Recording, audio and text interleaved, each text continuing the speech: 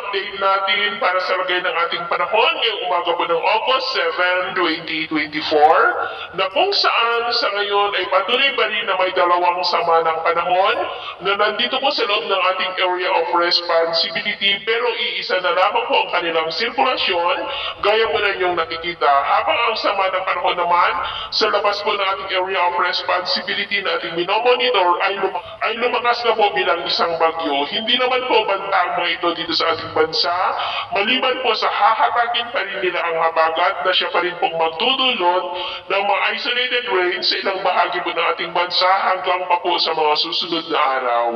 At sa ating long range forecast ay consistent pa rin naman na walang bagyo na namamataan na tatawid po dito sa ating kalupaan hanggang po sa susunod na 2 linggo ay posibleng storm free po tayo. At sa lagay ng ating panahon ngayong madaling araw ay maayos ang panahon sa malaking bahagi ng ating bansa,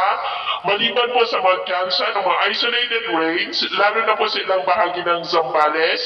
Bataan, Metro Manila at ilang bahagi ng Palawan. At mamaya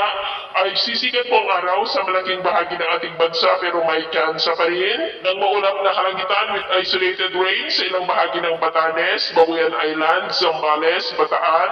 Metro Manila at ilang bahagi po ng Palawan. At mamayang hapon po ay maayos pa rin ang panahon sa malaking bahagi ng ating bansa pero mas mataas na ang tsansa na maulap na kalangitan with isolated light to heavy rains sa ilang bahagi po ng Ilocos Region, Cordillera, ilang bahagi lamang po ng Cagayan Valley, lalo na po dyan sa may eastern section, Central Luzon, ilang bahagi ng Metro Manila,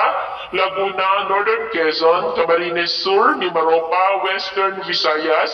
Bohol, Southern Leyte, Northern Samar, Sulu Archipelago, Zamboanga Peninsula, ilang bahagi po ng Sorsogon at Davao, kaya mag-ingat pa rin tayo dahil posible pa rin po ang mga banta ng mga pagbaha at pagguho ng lupa.